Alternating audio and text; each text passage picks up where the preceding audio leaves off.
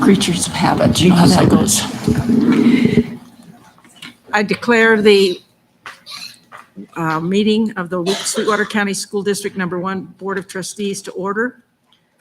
This is a special, well, it's not a special meeting, it's our regular July meeting, but it is on a special date as dictated by statute. So that's why the date is different than our usual second Monday of the year, of the month, excuse me.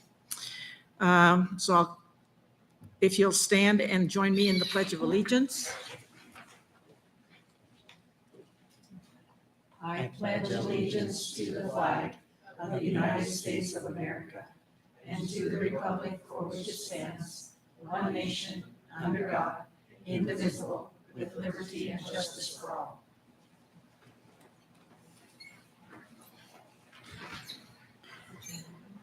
Item number 2, Ms. Murray, if you would call the roll, please.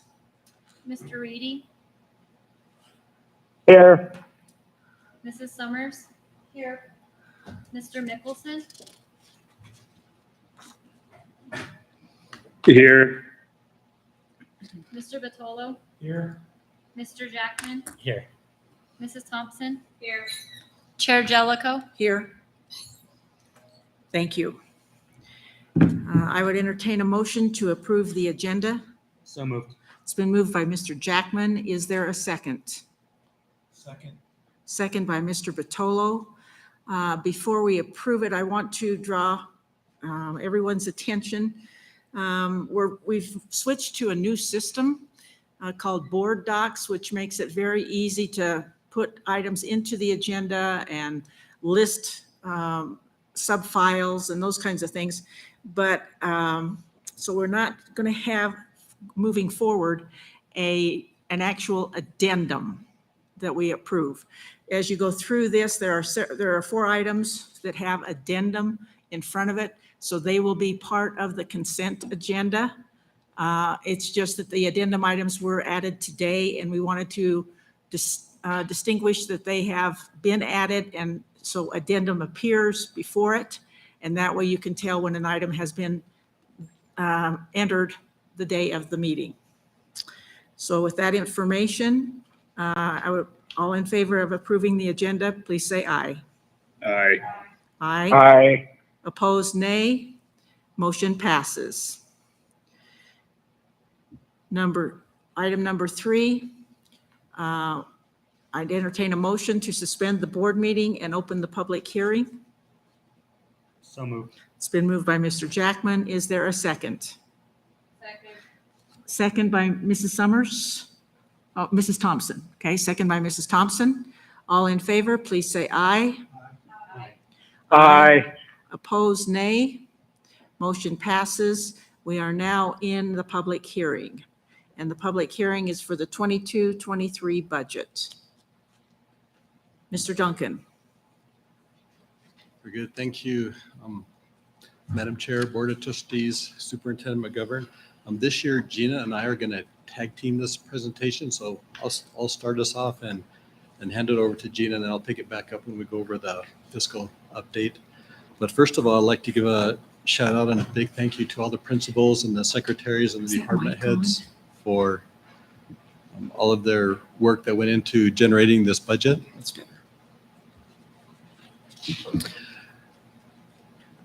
Okay, and so I'm going to skip around a little bit, but we're going to start on page 14.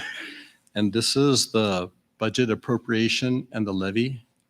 And so when you take action to approve the budget, you're also approving the resolution that goes along with it. And then this, of course, is a requirement by the state. If you turn to page 17, that's the mill levy. And so when the budget is approved, these mill levies are authorized as well. So included in those are the 25 mil for the property tax, the Sweetwater BOCES, Region 5 BOCES, and the Recreation Board. Okay, then let's jump back to page 2, and that's the general fund. And so we've got expenditures of about 82.4 million, and this is much like the preliminary budget. So what's in there are the salary increases and the steps and those line items that have come forth already through the preliminary budget. We've got a cash reserve of about 7.59, so a little bit less than 7.6. And we're using 9.2 of our cash to balance the budget.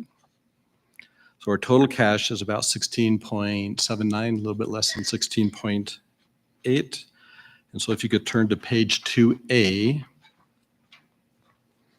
that's the cash reserves. And this has changed a little bit because of the legislature, that they raised the cap of the amount of cash you can have on hand at the end of the year. So they raised it from 15% to 30%. And we're also required now to keep track of how that excess over the 15% is spent. And so that's, you can see in this schedule that there's a beginning balance of that 15%, and then what is going to be used, and then what is going to be replenished. Because if our cash holds up, even though we use some of those reserves for expenditures, they'll be replenished at the end of the year. Okay. And raising the cap was actually very beneficial for the district, and we had been advocating for this for many, many years, and I'm glad that they finally pulled the trigger and decided to do something along these lines.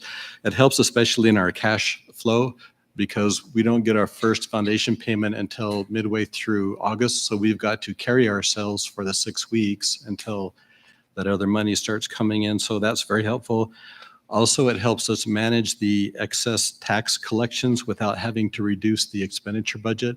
So again, how that works is that if our taxes come in more than what we had estimated, those are called excess tax collections, and they basically hold that against you in the future year's funding. So if we weren't able to save that cash for those excess taxes, we would have had to cut our expenditure budget. But thankfully, since they raised that 15%, we were able to save enough to make it so we could have the cash flow and not have to lower the budget. And also, that 15% allows us to set aside contingencies in reserves. So we have about $1 million, set aside for legal or other types of unanticipated items. Mr. Duncan, there ma'am. is a sunset on that extra 15% though, is there not? There is, yes, it runs for 5 budget years. And so we will have to, of course, account for how we use that money. And you're right, it does sunset at the end of 5 years. Hopefully that there'll be some common sense there, and they'll find a good medium, because 15% is just way too low. It's not even enough for cash flow purposes. I agree, but convincing them. Yes. And I think the only reason they actually did that is because of the federal money that's coming in. Mm-hmm. And they want it, rather than us having to spend it for whatever, this way we can plan with it a little bit better. Yep. Thank you. You're welcome. And on that point, the spending plan for that excess, there are 3 years of curriculum adoption. So we're using that money as one-time money. And so that will help us. There's also 2 years of a virtual school in the spending plan, and also 3 years of a preschool. So we've got some money set aside in the spending plan that goes along with that. Any questions so far, the general fund? Any questions? No. Okay, let's jump to page 5.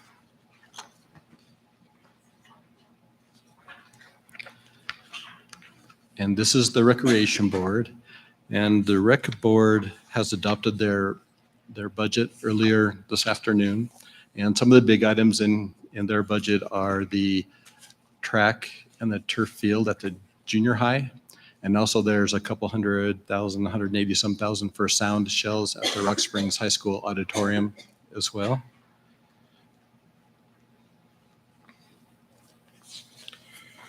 Okay, then page 8.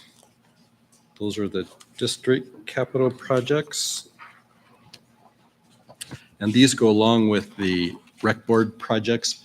because the way it works on our books is the expenditures for the projects are captured in the capital projects fund, and then the reimbursement is provided by the rec board for those projects. So their projects are in two funds, but they're paid for by the rec board. And then page 10 is the insurance fund. And we'll hit upon this a little bit later as there's a separate board action item on the agenda. But as in prior years, we budget for the worst case in our health insurance fund. So we budget if we had met our expected claims and have to go into our aggregate insurance. So there's a fair amount of claims that are budgeted for in that fund. We do now have 5 years of a premium stabilization. So 15% year over year increases, we've got that set aside in reserve. And that's mainly due to last year at this time where the county treasurer got a big payment and we had I think 7.5 million or so coming into the district that we used to fund the health insurance plan. For this upcoming year, the expected claims and the overall costs are expected to be about the same as they were in the current year.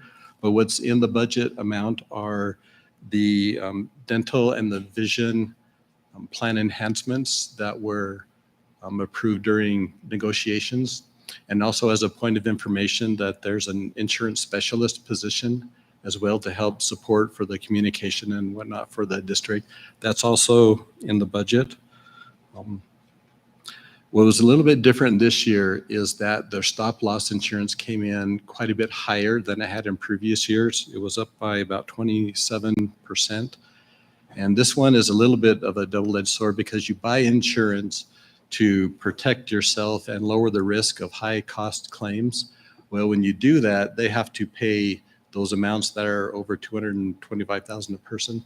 But when they do that, of course, they can't do that forever. They have to still stay in business, but then your premiums increase the following year to make up for that.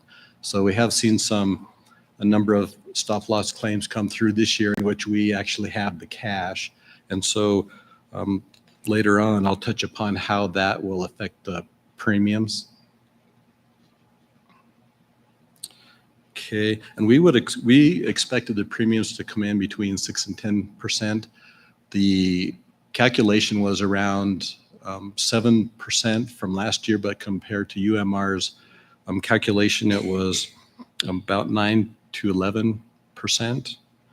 But what they did is they changed their methodology for how those rates were calculated to, they call it a premium equivalency rate.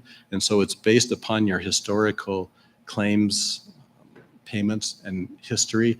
But what that meant for us is that there were some places in the pool where the premium rates are proposed to go down.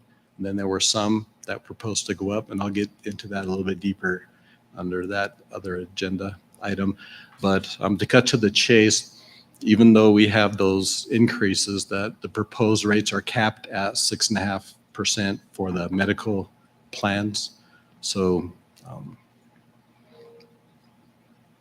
we're using some of the cash that we have on hand to help us get through these years, especially since they changed the methodology of how those rates are calculated. Okay.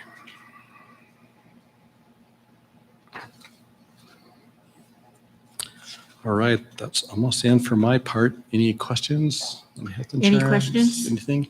No. Okay, very good. All right, Thank you. I'll kick it over to Okay. Ms. Harvey.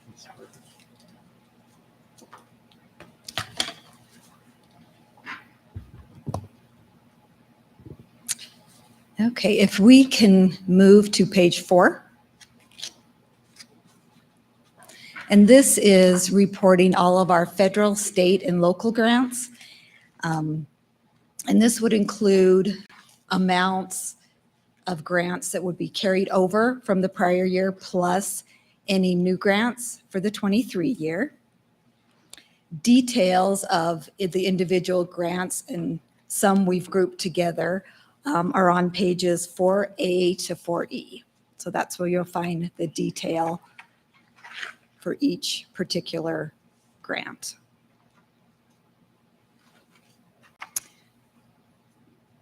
Then if we move to page 6, this is debt service.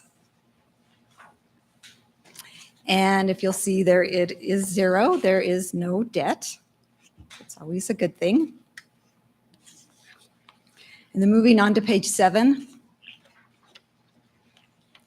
This is the Capital Projects Fund. And this fund is mainly used for the 5-year spending plans for the different areas of technology, maintenance, nutrition, grounds. And this is a particular important fund because this fund has allowed us to balance the general fund by being able to use this fund. Some items that we were able to purchase from this fund were emergency generators and a lot of like technology, bigger items there. So, and certain criteria have to be met to be able to use the money in the Capital Projects Fund. And we have for the past couple years asked schools and departments to generate their own 5-year Capital Projects Fund. And this has been really beneficial because they can kind of foresee and project what needs they think they're going to have. And then, for example, the schools, any money that's left over in their budget at the end of the year, we're able to kind of sweep that into the Capital Projects Fund and fund their desired projects.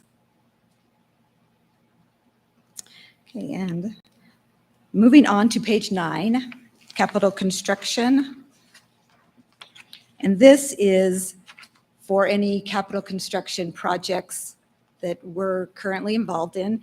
Right now, we are working on the Satellite High School and also kind of the Lincoln demo. And those are projects that are funded by the Wyoming State Construction Department. Moving on to page 13. And this is a pupil activity fund. And these are, maybe better known as the student activity funds. And these funds are at each school. And these funds are held for like different groups and organizations, sports and activities. And so though that money kind of funnels in and used for those designated purposes for those different groups. Moving on to page 33.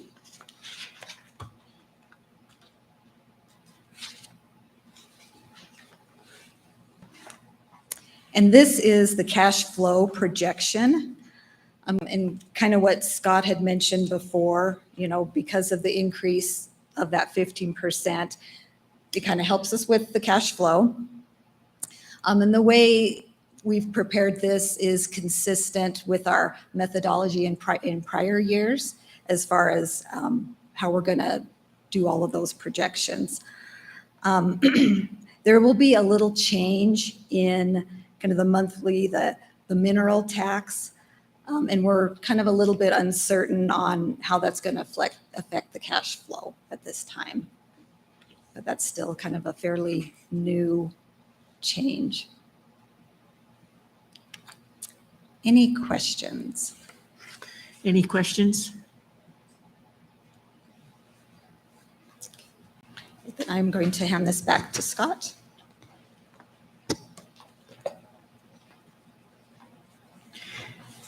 If I may, I was just going to draw the trustees' attention to the November and May revenues. Those are when we get the big tax monies from the county.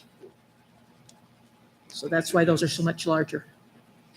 Thank you. Please proceed, Mr. Duncan. Yes, Zach, would you jump to the next item, the fiscal update or projection?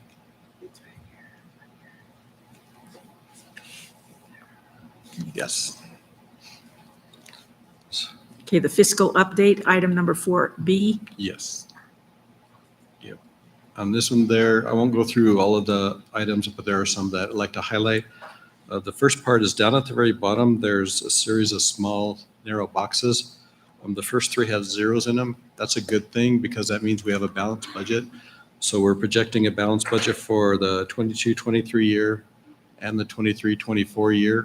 We are showing a deficit in the 24-25 year, but we've got some time to figure that part out.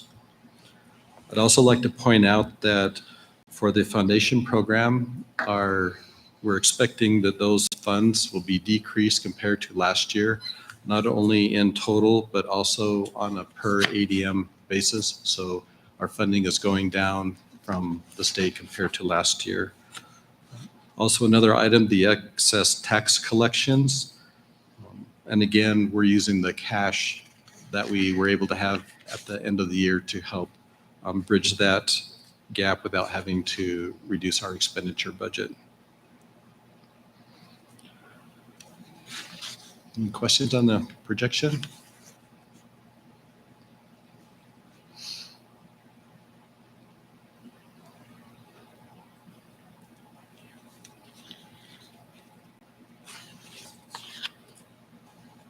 All right, very good. Any questions? Thank you.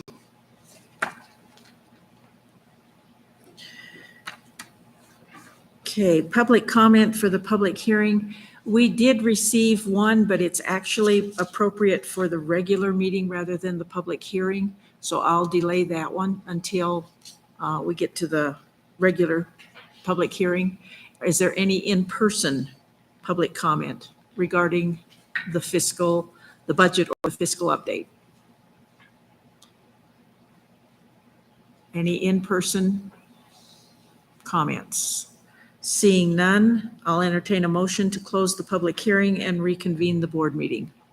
So moved. It's been moved by Mr. Jackman. Is there a second? Second by Mrs. Summers. All in favor, please say aye.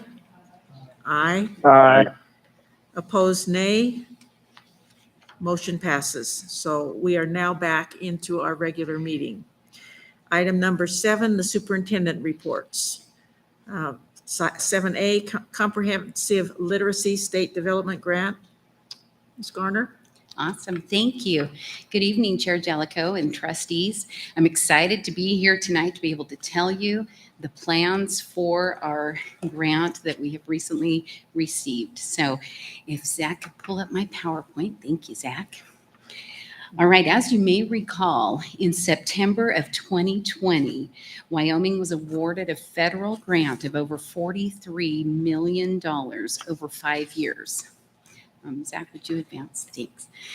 And that grant was a federal grant that had to address pre-literacy skills, reading and writing for students birth through grade 12. It's a very comprehensive grant. So over the next several months in the school year of 2021, the department shared details and opportunities for applying for the state literacy grants.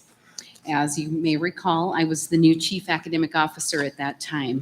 And so I really needed to figure out what we had in place and what we needed to do as we were putting in and starting to look at applying for this grant. Zach, next page. Thank you. I quickly formed the beginnings of a literacy leadership team and researched many questions about literacy successes and weaknesses of Sweetwater County School District Number 1. One message that I heard loud and clear involved literacy intervention. What do we do when our students can't read?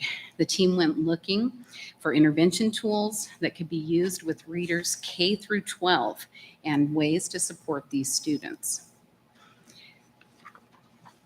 So this grant being so comprehensive, Mrs. Carter and I, go ahead and advance, Zach, had to really work on what we were going to do to involve birth through grade 12 in this grant. It was just a huge grant and a huge process. So it had to target 5 goals. We have to be able to increase teacher capacity in literacy instruction. We have to prepare students from birth to age 5 to come to school ready to read. We have to target proficiency in grades 3 and 5.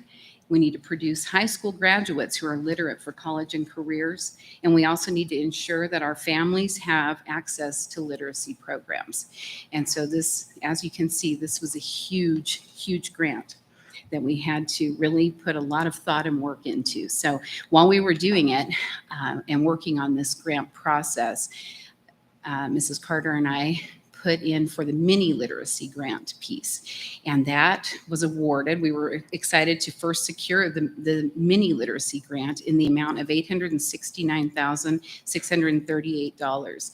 Last year, we were notified December 1st that we received this amount, and that grant, the mini grant, ran from January 1st of 22 through July 31st of 22, so this July. But they've since extended it because it's so comprehensive to spend all the money. It just really, they've given us plenty of time and opportunity to do the best for our districts. So given this money, we were able to do the following things. We were able to pilot the intervention materials. We began a literacy coaching and mentoring within our buildings. We completed an EL program review. We provided summer academies on literacy and EL topics and instruction. And then we provided an opportunity for many teachers. 17 K-3 teachers and six Head Start teachers went to the University of Wyoming this summer for a state-sponsored opportunity to work on an early literacy credential. So that was exciting that we were able to get that mini grant. Okay. So after reaching out to more than 4 intervention companies, the literacy leadership team unanimously agreed that we would pilot a program called Reading Horizons. It's a state-approved Tier 1 and Tier 2 reading intervention tool. It has an excellent scope and sequence that will fill in missing instructional gaps. Reading Horizons Discovery is the primary portion of that, and it's K-3. It has a strong daily phonics and phonemic awareness component. Reading Horizons Elevate is a Tier 2 intervention program for struggling readers in 4th grade through high school. We're excited to be able to use this tool for teachers, interventionists, EL teachers, special ed teachers, and possibly even our grad coaches. We look forward to seeing what success we can make for our struggling readers using this program. Within that time, we were still filling out all of the process for the big grant, and we were excited to receive the big grant.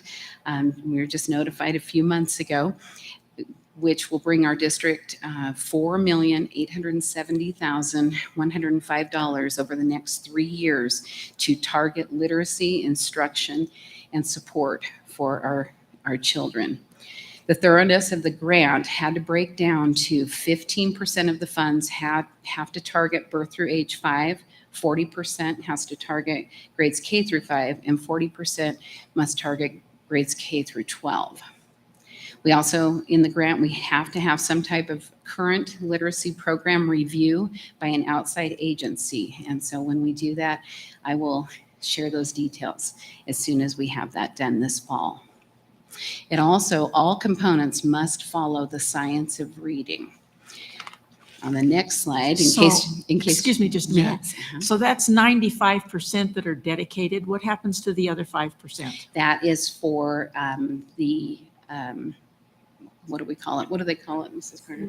The administrative piece. Oh, administrative. Yes. Okay, all right. So Thank you. one of our secretaries in our department, we had to fund a part of her out of that, and it's just all administrative. Thank you. Thank you. Thank you, Mrs. Carter. Okay, so what is the science of reading? In case you're not familiar with the term, the science of reading is often displayed using this image of a reading rope. It encompasses the 5 areas of reading instruction: phonemic awareness, phonics, vocabulary, fluency, and comprehension. But it also involves the understanding of the cognitive processes that's required for acquiring knowledge. And so that's critical for our teachers for instructional planning. How do we actually connect our lessons with the brain? And so that's really a short version of what the science of reading is. So everything that we did and everything that is approved by the state as we move forward with this must somehow tie to the science of reading. So again, excuse me for, You're fine. this is the part where they keep talking about, or teachers can identify what's wrong, but they don't know what to do about it. Is that? Yes, yes. And so this is the process by which we're teaching our teachers Yes, what to do about specific issues as they Yes. encounter them with their students. yes, Okay, yes. Thank you. Which exact area that, that student is struggling in that's making them not successful in literacy. And I don't want to diminish our teachers. This is normal. We're seeing it across the state. We're seeing it across the country. Because as our teachers have come through teacher preparation programs, there's not been an emphasis on teaching literacy. That's I mean, right. So it's That's it. it's just what it is, and we're trying to address it. Yeah, that's the exciting part about this grant, because this is a problem across the country. Mhm. But unfortunately, it's not always funded. This is a funded, growth tool for our teachers. We get to build capacity through state funds too. So it's very exciting for us, for sure. The state provided multiple work sessions, and because as I've shared, this was very comprehensive. So they shared multiple work sessions where we had to analyze our needs and develop comprehensive plans. And we had to turn it into a tool using this logic model template. So I just shared an example with you here. This was like our professional development logic model. And so it kind of tells what the problem is, the way that we see it, and then all of the things that we plan to move forward. And we will review and modify our logic models throughout the grant period. So this is kind of our initial plan for the professional development piece. We have one for each of our areas that we're targeting. And we have to constantly be reviewing it, seeing where we are, and reporting to the state on the progress that we've made within all of our logic models. So just to highlight a few components of the grant plans, I have a few slides here for you just to kind of give you an idea of where we're going. This first year, our plan is for professional development. We're building teacher capacity for literacy instruction.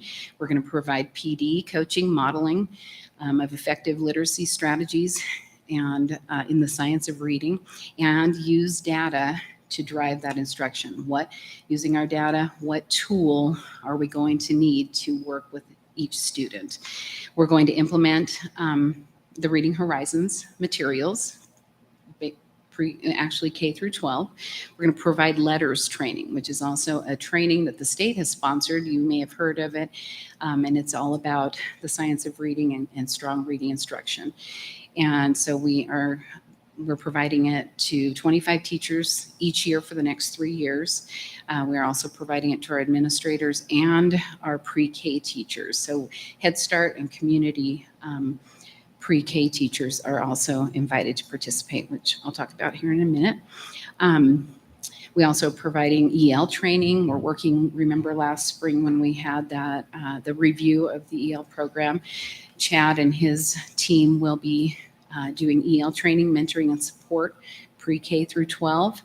And we're also, along with our outside consultants, we're using a district literacy grant program manager to train, coach, and model the science of reading strategies in our schools and within professional development opportunities. And so we're very excited.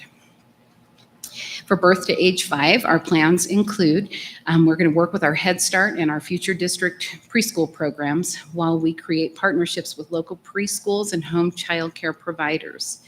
So if there's a preschool out there that would like to participate in the program, please contact me here at the district office. I would love to talk to you about plans and encompass you with our program this coming year.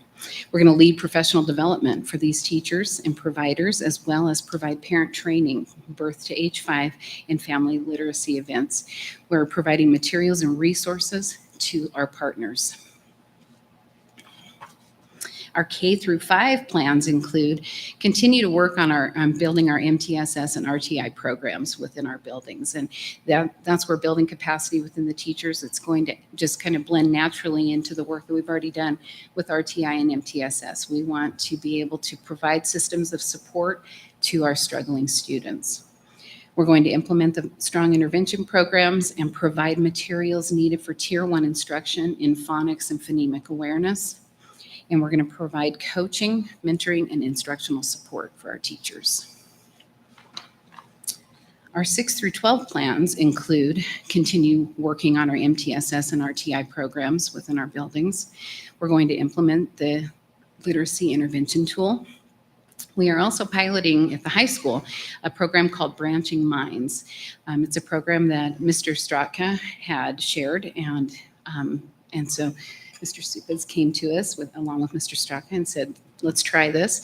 It identifies students' needs and works through the MTSS and RTI program, but it takes student data, not just academic data, also behavioral data, and then it helps teachers identify the best strategies and interventions that they can use in their classroom with struggling students.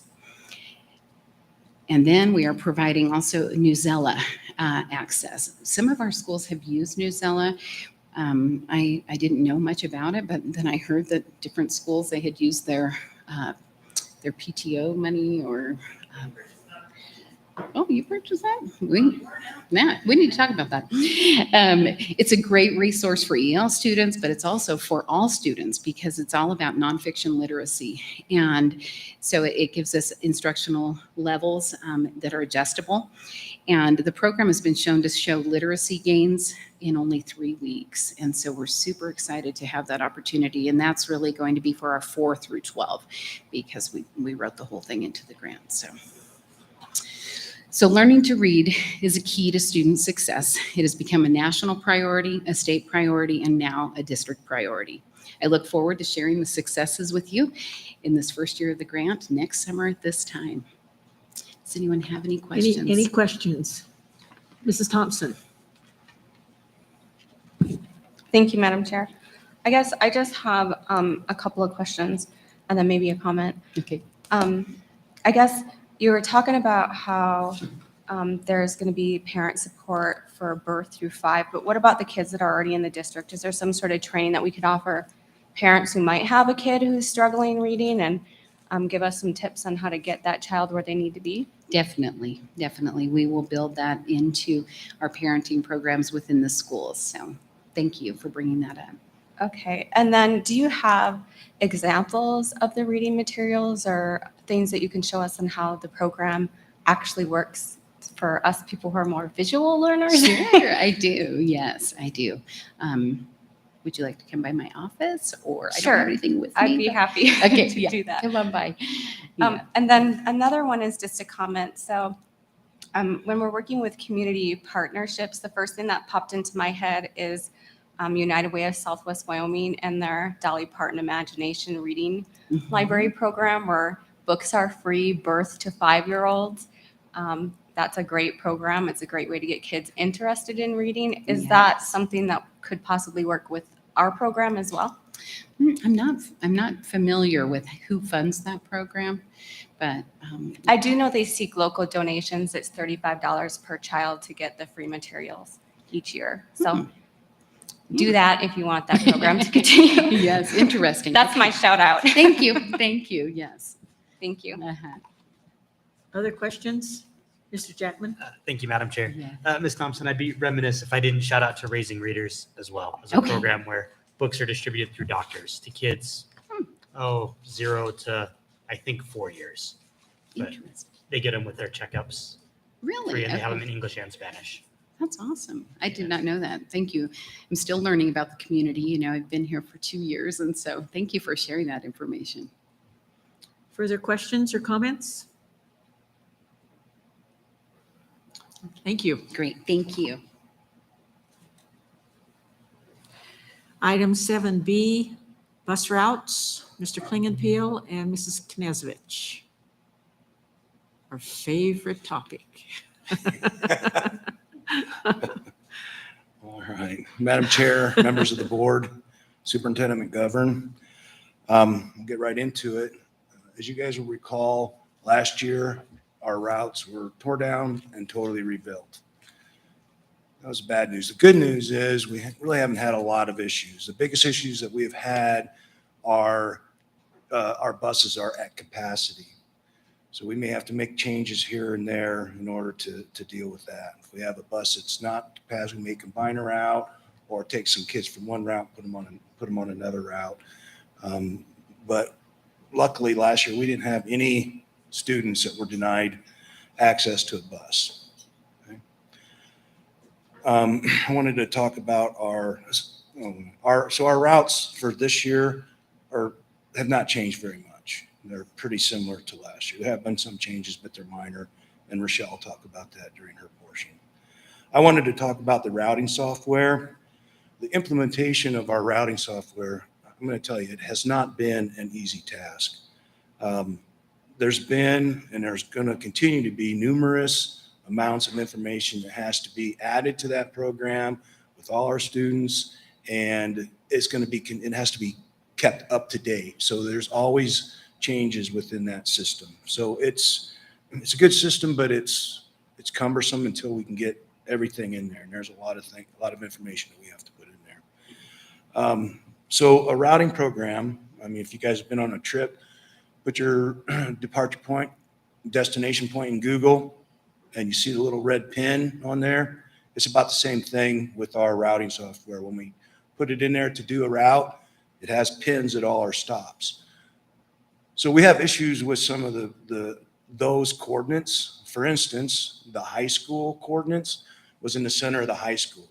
And in order for our buses to advance to the next stop, it actually has to run over those coordinates physically. You're aware we're not going to drive over the top of the high school. So we've had to change go out, get coordinates, and put those into the system. And that's just part of what we're dealing with.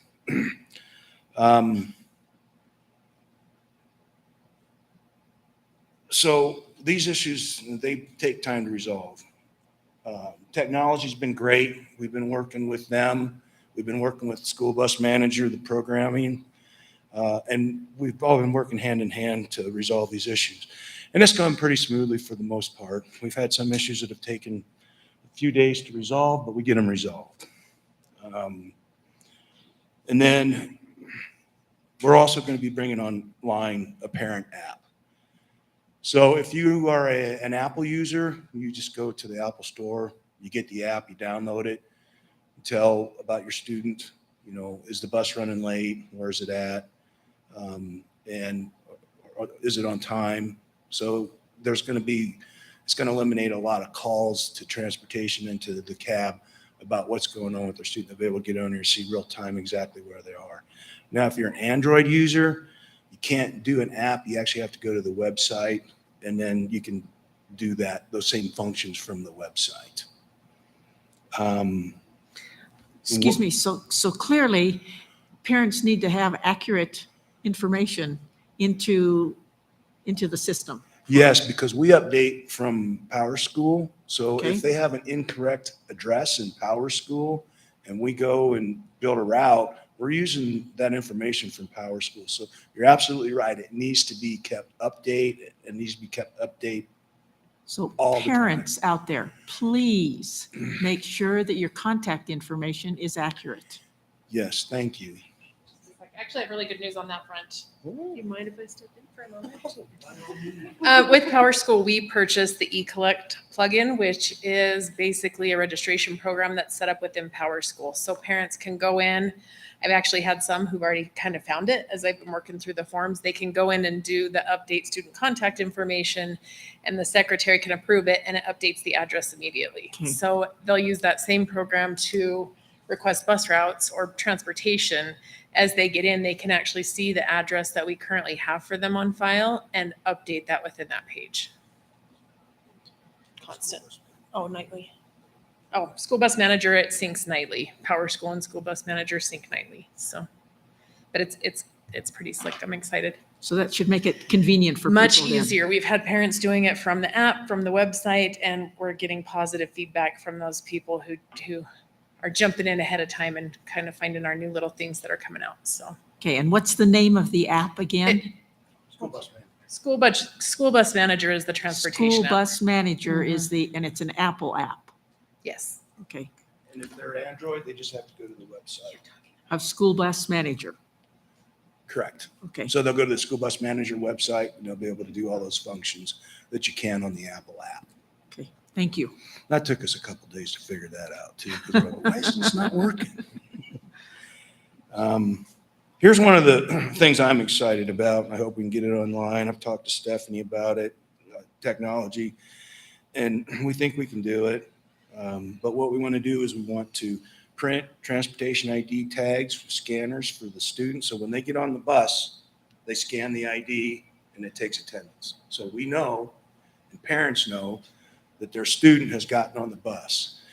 When they get off the bus to go to school, they scan again. When they get on in the afternoon, they scan to get on, and so they're scanning to get on and off the bus so that we can keep track of where they are. That way, if a parent calls and says, hey, our son didn't get off the bus at his stop, excuse me, do you know where he is? We can pull it up right away, or they can pull it up on an app and it says he's still on the bus. So if they call us and say he's still on the bus, we can have the driver pull over right away and say maybe he fell asleep, and then we can get him to his stop. Or the parents can say, well, he didn't even get, or she didn't even get on the bus.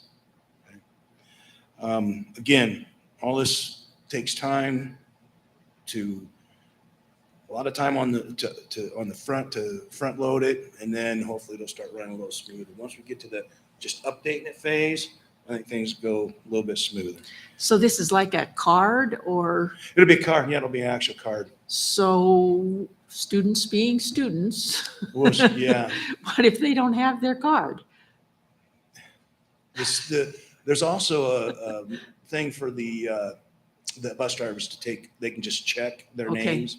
So that's what I'm trying to avoid, them checking, especially the first month or so of school, and they don't know the students very well. After that, they can. But if they say, hey, I forgot my card, they can go, okay, Joe Klingenpil, you little moron, I'll click it in there for you. So, Madam Chair, Mr. Jackman? sorry. One thing I'm really excited for that for, because I bet that can carry over to like our reunification drills and emergencies and all the sort of thing. yeah, I hadn't thought about that, because the problem is, though, it may be only if they're not assigned to that bus, they're not going to let them on. They won't let them on the bus. So that also stops students from just riding whatever bus they want to ride, getting off on whatever stop they want to get off. So I don't know if there's something we can do to scan it, turn it off, and just let them scan the bus they get on so we know what bus they got on. That's a good point, something we'll have to look into.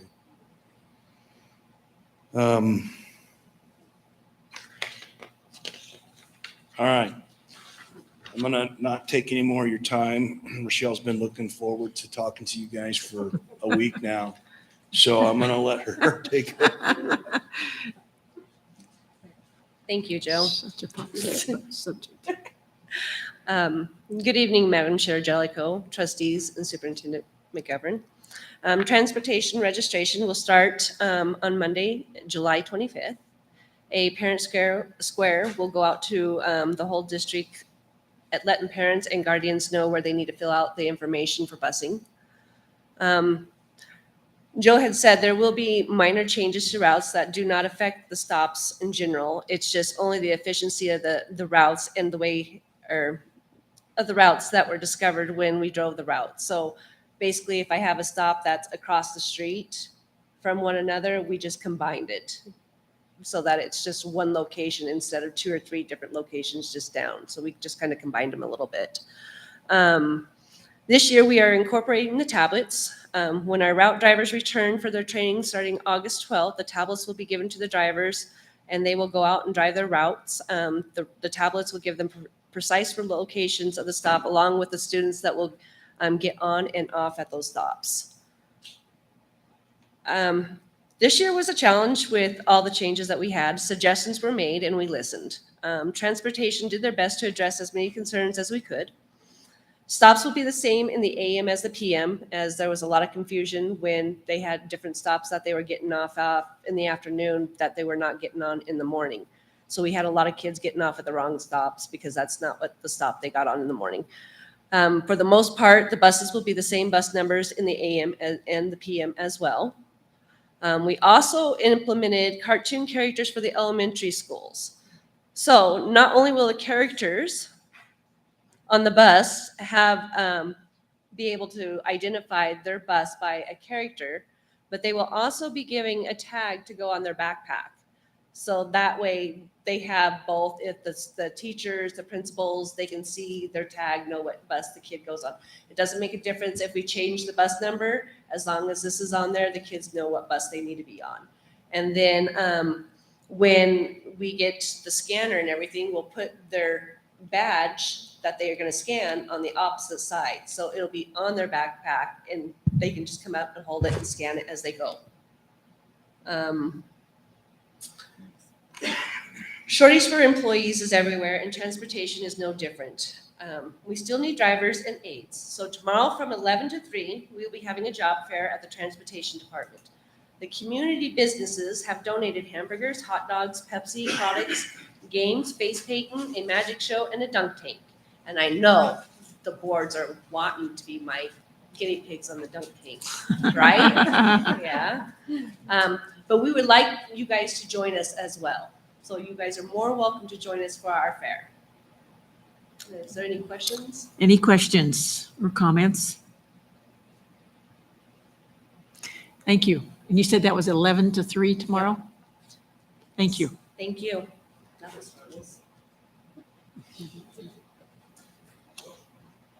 We're also going to send some people over to Rollins on July 25th. They're having a job fair over there. And with the layoffs at Sinclair, there may be some people that need some jobs. So we're going to go and attend that job fair too. Okay, thank you.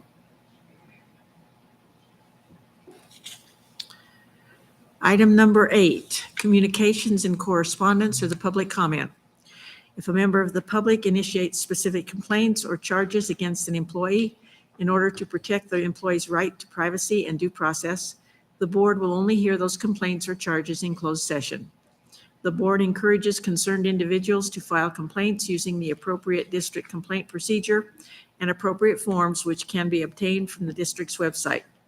As per policies B, DDH, and KD, please limit your comments to the board to one time. If your comments have been previously submitted in writing, please refrain from addressing the board a second time. Policies B, DDH, and KD continue to state questions asked by the public shall, when possible, be answered immediately by the chairman or referred to staff members present for reply. Questions requiring investigation shall be referred to the board or administrative staff for consideration and later response. And for your information, the 2 policies that I just mentioned are actually there so that the people can just click on those links and have those policies available to them right there instead of having to go elsewhere. So I have received some written public comment. The first one is the one that was in the public hearing. It's from Pam Ludich, a parent. Her comment is, do not change the bus routes. It's already hard enough for parents that you reduced both the hours per day and days per week. Don't mess with the buses too. The second comment is from Larissa Appel, who is staff. Good evening. I am writing to you to express concern for the new evaluation system you are voting on this evening. This new system is very complicated, labor-intensive, and does not accurately reflect teacher performance or support and coach teachers, which during one of the most challenging eras in the profession is frustrating to say the least. Is this what we want for our staff and our district? The number of vacant positions suggests not. According to this evaluation system, I am a failing teacher. I am not a failing teacher. I feel the system is failing me. I question the validity of an evaluation system that relies heavily on administrators doing multiple lengthy classroom observations, which they don't have time to do and are not completing, and teachers submitting lengthy amounts of evidence, which they don't have time to do. Just as an administrator cannot say something happened if they haven't observed it, they cannot also say that it hasn't happened just because they didn't see it. If a large portion of an evaluator's time cannot be allocated to doing the needed multiple observations of each staff member, the validity of the measure is in question and should not be used to make any decisions affecting someone's employment. The scores many teachers received did not reflect the work that they did this year. Also, there seems little reliability in the system as it currently stands, as administrators within the high school and the district did not approach the evaluations in a systemic way. Some teachers had multiple observations, some had one, some had none. Some people had all evidence accepted, others had much of their evidence rejected. Only a few understand the vast challenges and barriers every person in our profession faced this year, but the triumphs are not reflected in the evaluation, only the failures. This evaluation system doesn't allow for the small interactions with students that have major impacts on them and on us. How does one document that? Interrupt the moment to ask students to make a statement and take a selfie to put in the evidence folder? It's just so counter to what true education is. When evaluations are used as weapons rather than as tools for improvement, and when they don't acknowledge intangibles, like I mentioned, it becomes demoralizing to find out that after all of your hard work and sacrifice, you were found to be a failing teacher. As this system has been in a pilot and hasn't been approved in policy yet, and the old evaluation system that is currently in approved policy was not done, I also question whether it is even allowed by policy for these evaluations to be added to our personnel files. In addition to these issues with the evaluation itself, which are not properly addressed in the new policy, I am also concerned about the drastic reduction in procedure listed in the proposed policy. The old evaluation policy included an administrative review process for anyone that was not succeeding in their evaluations and needed an improvement plan. A report was required from the evaluating principal, and it would be reviewed by a committee of 3 non-biased administrators from other schools. The new policy states, if there are concerns that require immediate attention with the C's rubric standards and professional responsibilities, an improvement plan can be implemented. And that is all it says. While I understand the old policy was cumbersome, we have gone from one extreme to the other. With such a vague statement, how are teachers provided any kind of due process so as to avoid biased treatment or retaliation from their evaluators? In conclusion, I am not asking for you to throw this out and start over, because I am sure that's not even possible. But I'm asking that you postpone voting on this evaluation policy and continue to work out the finer details so that this new system can be a valid measure of teacher performance, the professional growth tool it should be, and so that it can be completed with fidelity across the district. Thank you for your time. In addressing this particular comment, I sit on the policy committee, and I cannot tell you how long we spent working on this particular policy. Much discussion, and much of the feedback that we got back when it was sent out, I suggested I heard people speaking with fear. I want to assure our staff, we are not out to get you. That's not what this evaluation system is designed to do. Our old system is antiquated. It is no longer even acceptable by the state. The model that we are proposing here is the state model. Now, is it perfect? Probably not. At the same time, as we work through it, it's a starting point. And so I made the same comments in the policy committee that it's not a gotcha. The whole point of an evaluation system is improvement. Now, I think from the comment that I've given that was read here, I suspect, I don't know for sure, but I suspect when it's talked about an improvement plan, they're thinking that it's an improvement plan in the sense of a teacher that is not functioning at the proper level. This improvement plan is working through some things with their administrators. One of the big comments that we had was the inter-rater reliability. That is that administrators from one building or even in the same building with other buildings have to be able to evaluate the same thing. And that we have been, I believe there's been some work by administration on that. I'll ask Mrs. Bolton to confirm that. But I think that there was one of the things to try to get the inter-rater reliability to a point where no matter what building you're in, the evaluation will be done the same. Secondly, there is at least 4 walkthroughs. As she said, in some cases there were none, in some cases there were more, but the administration has committed to doing each teacher 4 times for a walkthrough. And so the more we can have our administrators in our classrooms to see what's going on, the better the system works. So Mrs. Bolton, I don't know if there's anything that you would like to add?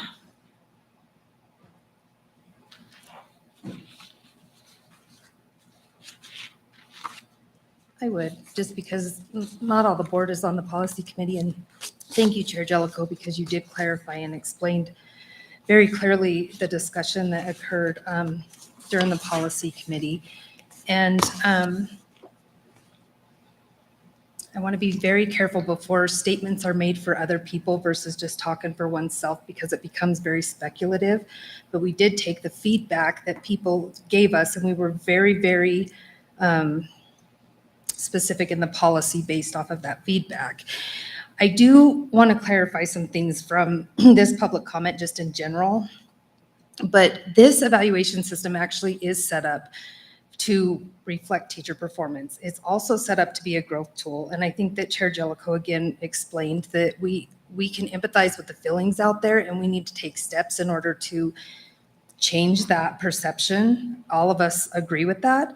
But the most important aspect of this is to be promoting growth. And it is more time intensive than the last evaluation system, because the last evaluation system, you could just go through the steps to be whatever mark you wanted. And this one is requiring self-reflection, which a good teacher does self-reflect. And it is conversations with their administrators. Our administrators absolutely should and have to be in those classrooms. That's part of being an instructional leader. And it's actually one of the biggest pieces of feedback that we've received from teachers is that they want to see the administrators more. And I think Chair Jellicoe could verify that.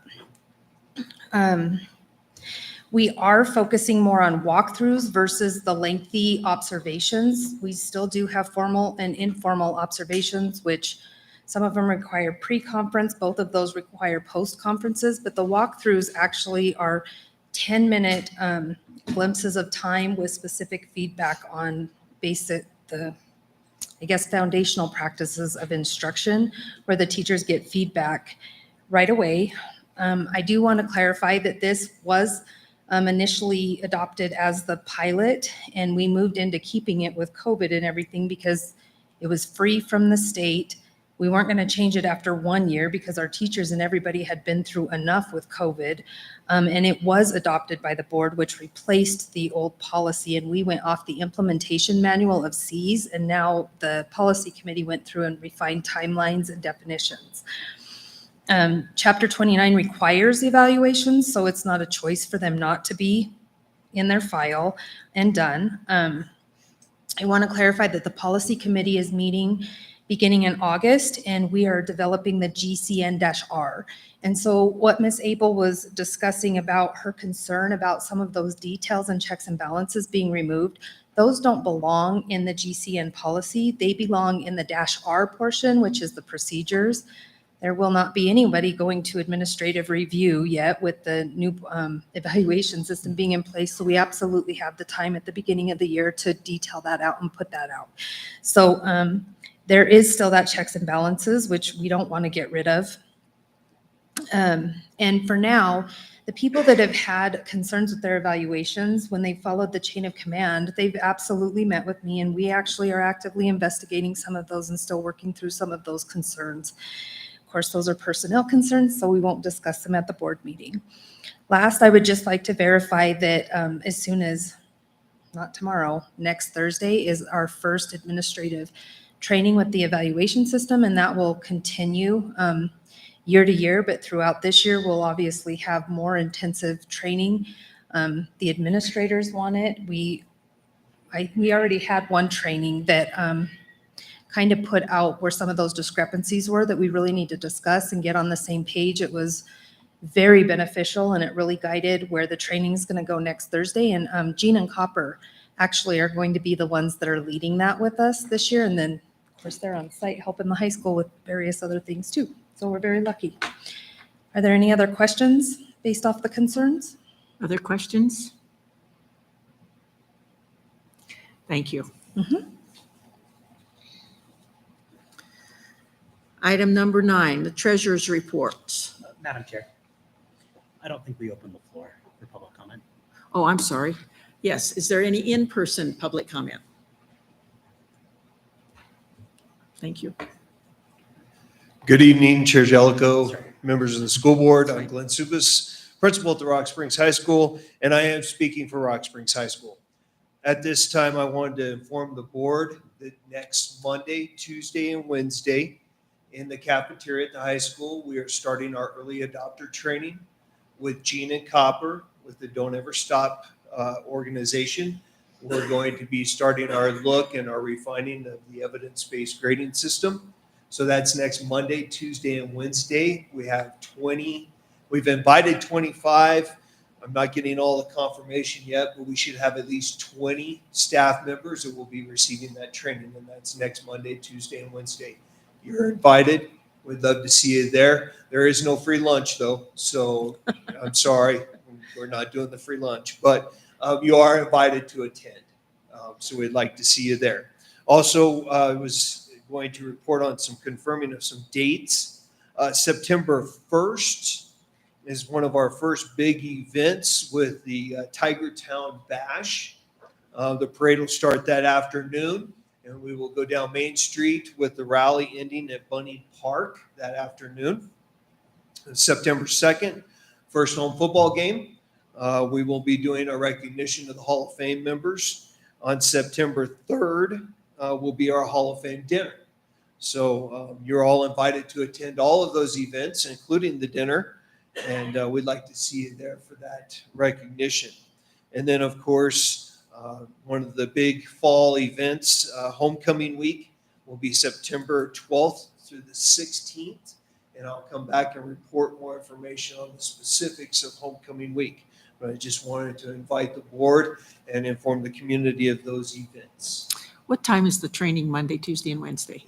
Training will start at 8 o'clock in the morning with a lunch break and then end at 4, all 3 of those days. And we're finalizing the agenda tomorrow. I have a conference call with Gina Copper tomorrow to finalize all of that. We're very lucky that we were able to get some funding sources from Mrs. Gardner and the curriculum and department. So thank you for that. But yeah, 8 o'clock. Thank you. You're welcome. Any other questions? Okay, thank you. Any other public comment? Any other public comment? Seeing none, we'll move to item number 9, the treasurer's reports. A, the general fund, B, the school lunch, and C, the Head Start. Thank you, Madam Chair. The general fund, we had a beginning balance of $25,734,843.62. We ended with $16,790,662.38. Do you want to go over each? Yes, all of go them ahead. together? School lunch program started $1,126,076.38, finished with $868,354.08. Head Start began with $95,982.98 and finished with $91,633.23. That concludes the treasurer's report. Okay, I'd entertain a motion to approve the general fund, school lunch, and Head Start treasurer's reports. Moved by Mrs. Summers. Is there a second? Second. Second by Mr. Batolo. All in favor, please say aye. Aye. Aye. Aye. Opposed, nay. Motion passes. Item number 10, the warrants. Mr. Jackman. Thank you, Madam Chair. The district warrants totaled check numbers 152,943 through 153,167, totaling $1,314,886.96. Any conflicts to declare? Anything that says Jackman will be a conflict. Okay. Any other discussion? I'd entertain a motion to approve the warrants. Moved by Mrs. Thompson. Is there a second? Second. Second by Mr. Batolo. All in favor, please say aye. Aye. Aye. Opposed, nay. Motion passes. Okay, 10B. Approval to release the payments on the warrants. Requesting approval to release the GH Phipps Wyoming Inc. retainage account to GH Phipps Wyoming Inc. for the construction of the Rock Springs Satellite High School once all legal requirements have been met. This account is held at A&B Bank. The principal in this account is $733,433.29, pending approval of the retainage payment of $6,539.22. The accrued interest on the account is $699.84 as of June 30th, 2022. The district will provide written authorization to A&B Bank to deliver the full retainage amount and any accrued interest on those funds to GH Phipps Wyoming Inc. once all legal requirements have been met. Okay, is there a motion? So moved. It's been moved by Mr. Jackman. Is there a second? Second. Second by Mrs. Summers. All in favor, please say aye. Aye. Aye. Aye. Opposed, nay. Motion passes. Okay, for your information is 10C, which is the credit card payments over $1,000. And also 10D, which is the BMO P card charges. And E is the BMO mapped cards. So those are for your information. Item on the addendum, item 10F is the approval of the district warrants that were provided in the addendum. I need a motion. So moved. Moved by Mr. Jackman. Is there a second? Second. Second by Mrs. Thompson. All in favor, please say aye. Aye. Aye. Aye. Opposed, nay. Motion passes. Okay, consent agenda. Item number 11.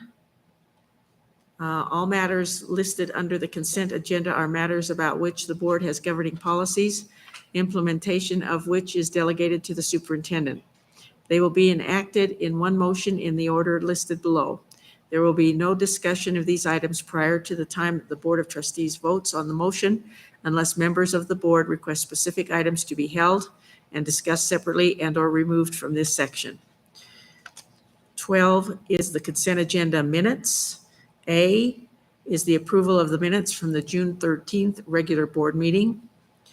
12B, approval of the minutes from the June 27th special board meeting. 12C, approval of the executive session minutes from June 27th, 2022 special board meeting. 13, consent agenda curriculum. A, approval to authorize the Curriculum, Instruction, and Assessment Department to purchase instructional materials and supplies.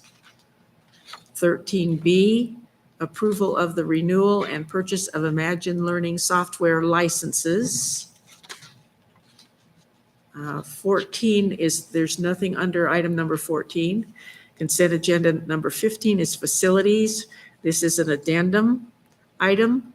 Approval of the Walnut Elementary School playground proposal by Great Western Recreation, pending approval by the State Construction Department. 16, consent agenda finance. A, approval of the 2022-2023 budget.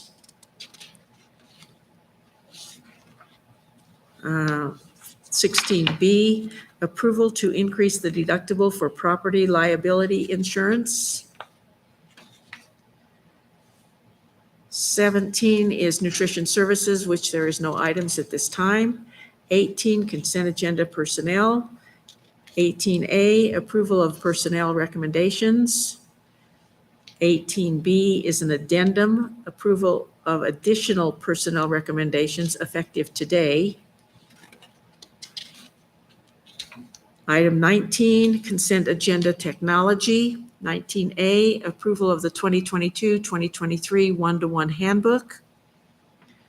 19B, approval of the HP Nimble expansion bid.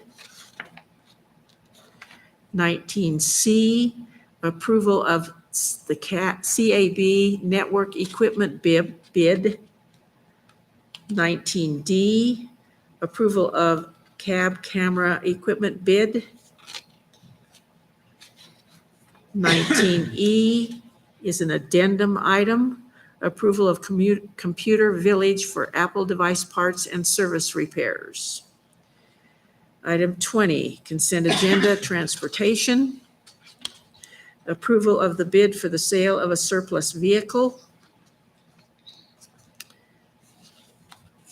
And that completes the consent agenda. Since no items were held, is there a motion to approve the consent agenda? So moved. It's been moved by Mr. Jackman. Is there a second? Second. Second by Mrs. Summers. All in favor, please say aye. Aye. Aye. Aye. Opposed, nay. Motion passes. Item number 21, the 2022-2023 handbooks. Approval of the handbook changes for the 2022-2023 school year. Is there a motion to approve? So moved. Moved by Mr. Jackman. Is there a second? Second. Second by Mr. Reedy. All in favor, please say aye. Aye. Aye. Opposed, nay. Motion passes. Transportation. 22A, approval of the school bus routes for the 2022-2023 school year. So moved. Is there a motion by Mr. Jackman? Is there a second? Second. Second by Mrs. Thompson. All in favor, please say aye. Aye. Opposed, nay. Motion passes. Item number 23, the health insurance premiums. Mr. Duncan, approval of the health insurance premiums as proposed by Sweetwater County School District Number 1. Yes, thank you, Madam Chair. Board of Trustees, Superintendent McGovern. So first of all, I'll touch upon the methodology again, and then we'll go into the rates for the medical and prescription, and then also the dental and the vision. As I mentioned before, they changed the methodology to be a premium equivalency calculation that's based on expected cost. But what they've done is they've used the historical claims, so i.e. they've used our trend analysis to try to better estimate our breakdown of the pools for the expected claims cost. Now, what that did is there were some areas that it produced some significant changes from the premiums for the current year. One of those is for the decreases were to the medical supplement, Medicare supplement plan, and also the over 65 retirees dental and vision. And we're proposing to pass those savings on to the subscribers. An area that did go up quite considerably were for the over 65 retirees. And again, we're proposing to keep those capped at 6.5%, but that does represent a subsidy for that pool. For this methodology, this is widely accepted industry standard and also actuarially sound. So it's the latest methodology, I guess, that they use to come up with their premium rates. As far as the over 65 retirees go, those rates were quite considerable. And so for us, it brings up the issue of how to best manage that pool going forward. And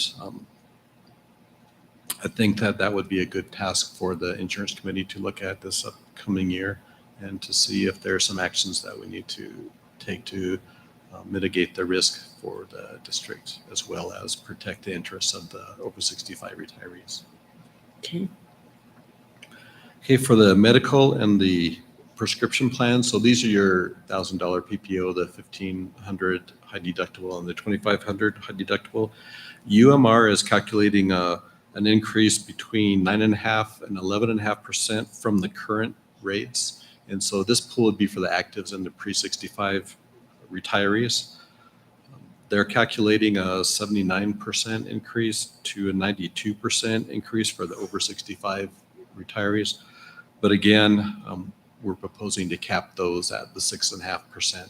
And for that 6.5%, we're proposing to extend that for all of the different types.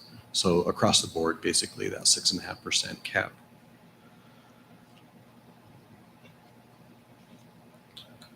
For the medical and the prescription, there were no plan design changes for the upcoming year. Now moving on to the dental and vision, but there were some enhanced benefits for that. The dental benefit was up from $1,500 to $2,000 per member, and then the vision, the frames were increased from $125 to $200 per member. Any questions? Any questions? Yeah, I'd entertain a motion to approve the 2022-23 health insurance plan premiums. So moved. Moved by Mr. Jackman. Is there a second? Second by Mrs. Thompson. All in favor, please say aye. Aye. Opposed, nay. Motion passes. Item number 24, general board business, approval of policy GCN, which is also policy AFC, performance evaluation systems. Is there a motion to approve? So moved. It's been moved by Mr. Jackman. Is there a second?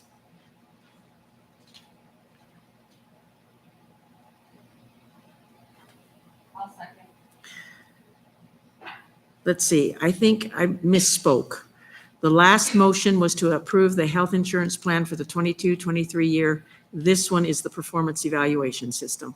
Okay, and we have a motion by Mr. Jackman and a second by Mrs. Thompson. All in favor, please say aye. Aye. Aye. Opposed, nay. Motion passes. Okay, item number 25, the board self-evaluation. The rubric is the general board as a team. You will notice that there were no additional comments from administrators, being that the administrators are not working. This is their off-contract time, so that's why there is no comments there.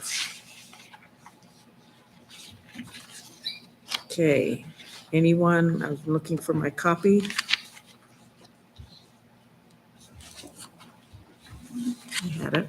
I don't know what I did with it. Yeah. Okay, the items are, the board, number one, the board keeps the education and welfare of students as their primary concern. 2, the board establishes rules and policies for the governance of the schools and students. 3, the board invests the superintendent with those powers and duties that are in accord with board policy and state and federal laws. 4, the board requires professional leadership from the superintendent. 5, the board is open and honest with each other. 6, the board maintains the confidentiality of items discussed in executive sessions. 7, the board respects the interest of the entire district rather than any special interest groups. 8, the board encourages each other to work together as a team. 9, the board does not use the office of trustee for personal gain or advancement of patronage. 10, the board is concerned about achieving results rather than making a good appearance. 11, the board understands the need for compromise and is willing to support the majority decision. Anyone that would like to open with their scores.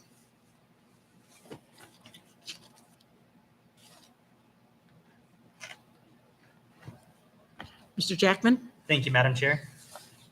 I've got us at a 3.25. We definitely do the things we have to do for the yeses. As a whole, we work pretty well together. I think we can do better for the on item number 10 and probably 9 and 10 both. I think we could work better there. So, Okay, and you said 3.25? yep. Okay. Anyone else? Mr. Batolo? Thank you, Madam Chair. I gave us a 3.75. I thought we did well.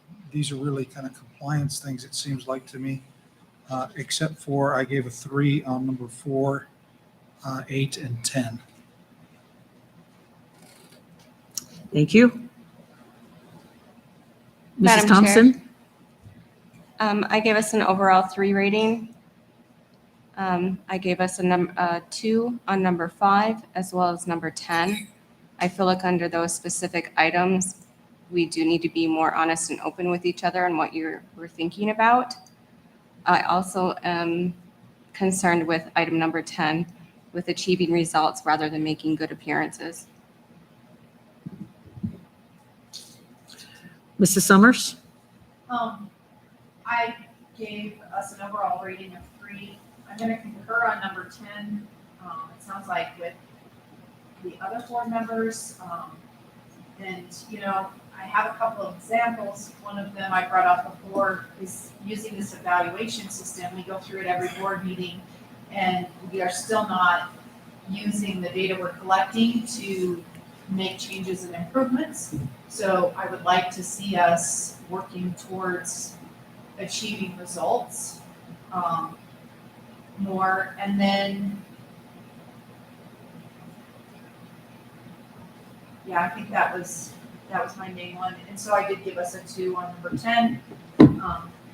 And I would concur with what Mrs. Thompson stated as well about number 5.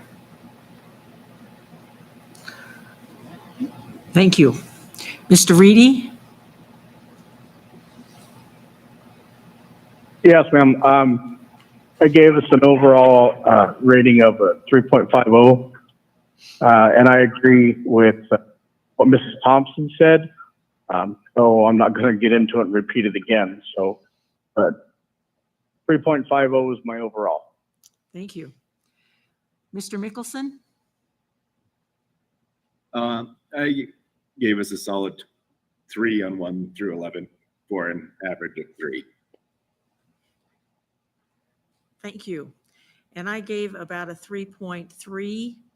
I too had some concerns with number 10 and number 5. So I think there's some areas where we can work on it. So thank you for your comments there. And again, we don't have the administrators this month. I was going to wait till the good of the order to bring this up, but I did talk to Dr. Kessler regarding our ability we want to kind of go through this again. And so he has the fall roundup that we have in Green River is scheduled for Wednesday, September 21st in Green River. So he is available to us either the day before or the day after. So Tuesday, the 20th or Thursday, the 22nd. So if you want to check your calendars and let me know which one works best, or we can decide right now. And he's open for either one of those. He'd like to make one trip and combine the 2 trips if he could. So do you have a preference Tuesday or Thursday of that week? I know it's going to be 2 nights back to back, but he is accommodating us. And I don't know that we have anything else on the calendar for either of those days. Madam Chair, Mrs. Thompson? just looking at my calendar as it sits now, Thursday would be better for me, Thursday would be better. but I can make Tuesday work if that works for everyone else. I see Mrs. Summers nodding her head. So the Thursday works better? Thursday? We don't have a conflict in the district, do we? Okay. All right, then I will get word back to him that we will go for Thursday, the 22nd. Please add to your calendars the 21st. That's that meeting that it's kind of a regional meeting. Evanston, Kemmer, Lyman, Mountain View. It's kind of an update from School Boards Association as to what's going on in the districts across the state. And that's when our scheduled meeting is. So I will let Dr. Kessler know that we'll go on Thursday, the 22nd, and have him add that to our calendar. I know he has been working on some things, and so I think we're looking to simplify this considerably and actually look at some they've consolidated some things and stuff, so I think it'll be a worthwhile couple of hours that we can spend and make this tool more helpful to ourselves. So thank you for that. Okay, item number 26 is the book study discussion on chapters 3 and 4 of Reawakening the Learner. Anyone like to start? Since I'm first in line. Mr. Jackman. Thank you, Madam Chair. Chapters 3 and 4 were really exciting for me to go through the rubrics. I think we're in a good position to adopt this based on the rubrics and the things we've implemented in the past. And I think we're putting ourselves in a position to be really successful with Awakening the Learner and that system we're bringing into the high school. Anyone else?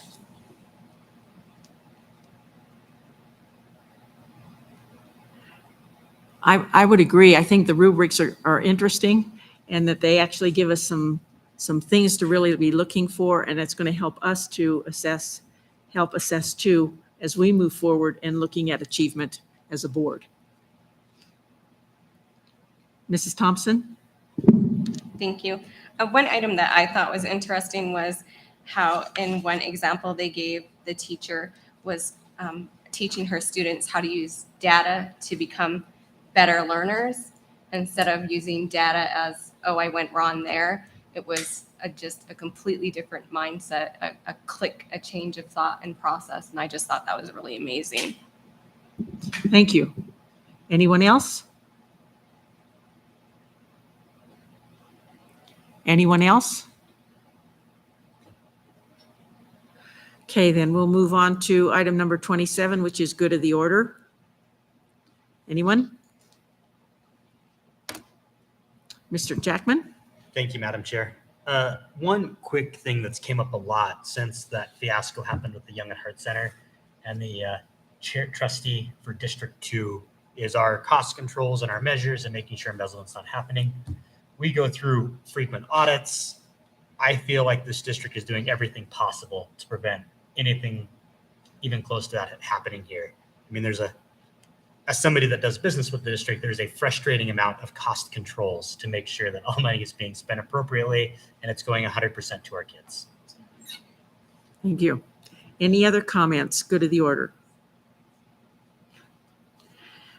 I will just update you on the School Boards Association vote concerning NSBA. We had that conversation last month. Wyoming School Boards Association Board of Directors voted to continue with its membership with NSBA while it is also a member of COSBA through next year.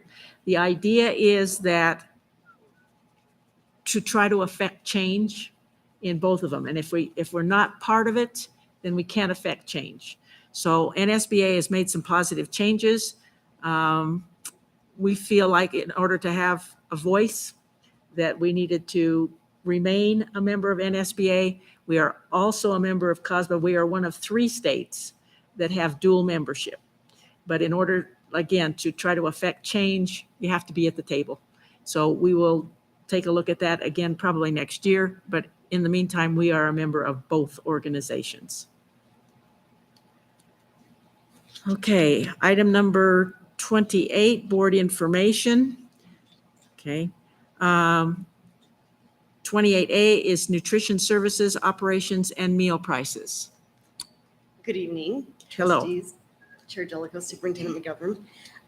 This evening, I had a conversation with Mrs. McGovern and Mr. Duncan last week, and it was decided that we will keep the meal prices the same as they were prior to COVID at this time. So just to get this out there, the breakfast for elementary students was $1.55. Secondary breakfast was $2.15.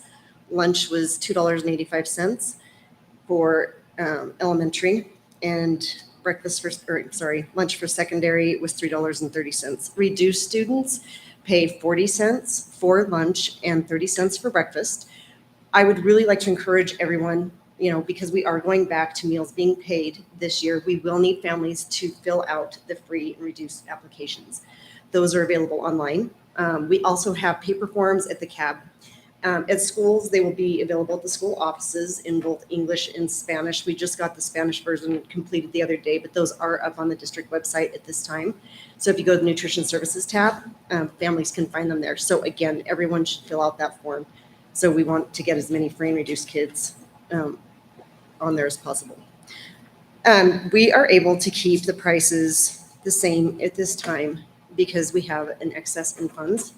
So we're kind of in a good place right now. But as everyone knows, prices are going up with everything. There's different variables, as we discussed in our conversation the other day, there's things that we want to make sure that we're monitoring the revenue and expenses. And also the other thing that's a positive, I found out the other day that we will receive additional funds for the supply chain, which we received earlier this year. We're going to receive additional funds for that as well. We use those funds to purchase milk. We solely use those funds for milk. So all the receipts that come in for milk, that is out of that supply chain fund balance that we receive. So we will revisit, the meal prices again in September and then in October. Is that correct? We would like to come before the board again to see if we need to raise the prices. But this time, we're just going to keep it the prices that they were prior to COVID. As you know, we've changed from a 5-day school week to a 4-day school week. We've increased salaries, but at the same time, we're just going to keep the prices the same. One thing I want to tell families is that the free and reduced applications need to be filled out each year.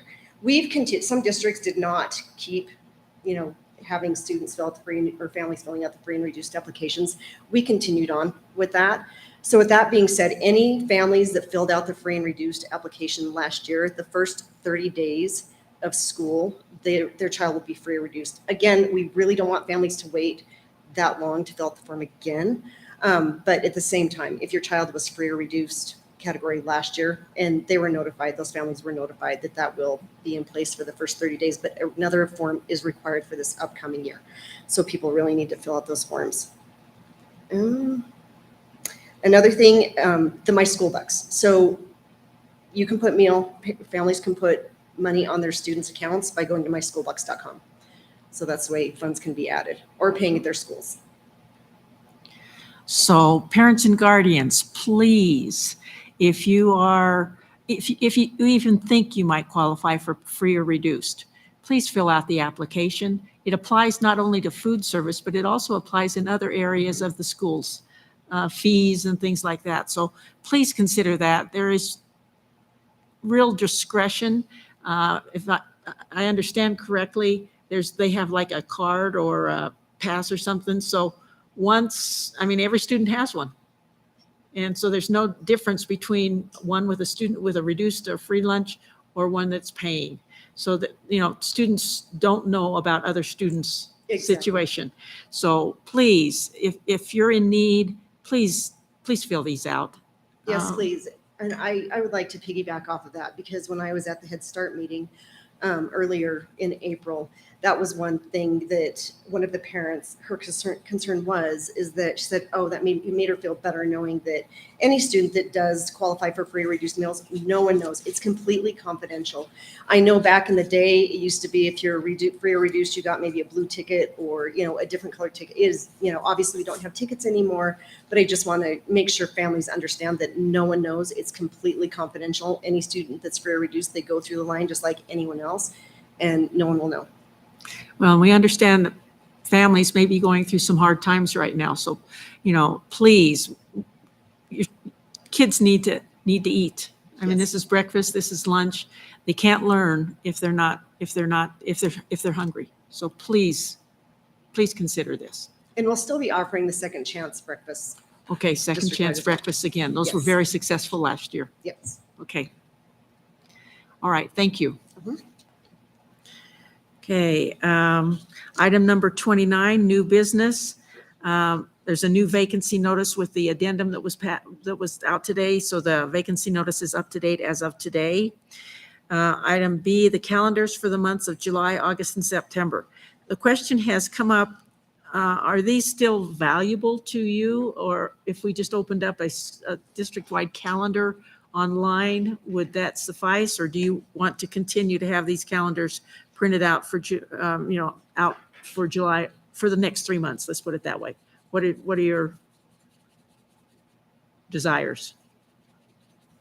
Mr. Batolo? Madam Chair, I think it would be better to have something online because I think it has a lot more flexibility if something changes, an athletic event or an activity event, that once we get these, there have been a couple times when dates have changed that I didn't know about and end up going to a concert that was the night before or the night after. Okay, I think anything online would be a little bit easier to manipulate. anyone else? I see some heads nodding. Okay, so we'll go ahead and discontinue with that as part of the monthly agenda, okay? Okay, item C, 29C is the June 2022 Head Start Governing Board and Policy Council Monthly Report for your information. Item number 30 is an executive session for discussion of legal and personnel matters. Is there a motion to adjourn to move to executive session? So moved. It's been moved to second to executive session. Is there a second? Second by Mrs. Summers. All in favor, please say aye. Aye. Opposed, nay. Motion passes. We are now in executive session and we do not anticipate any action upon our return. Again, it is for the discussion of legal and personnel matters.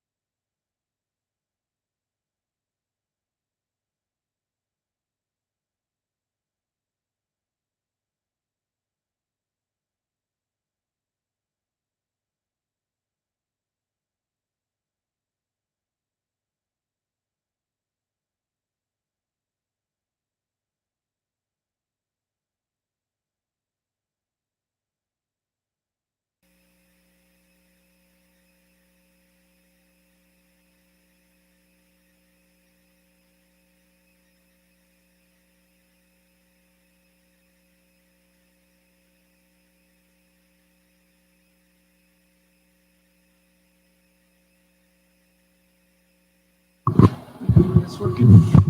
Okay. Entertain a motion to return from executive session back to the regular meeting. So moved. Moved by Mr. Jackman. Is there a second? Second. Second by Mrs. Summers. All in favor, please say aye. Aye. Aye.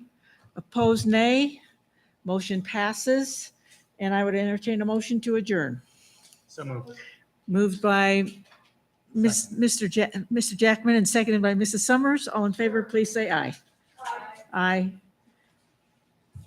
Opposed, nay. Okay, motion passes. We are adjourned.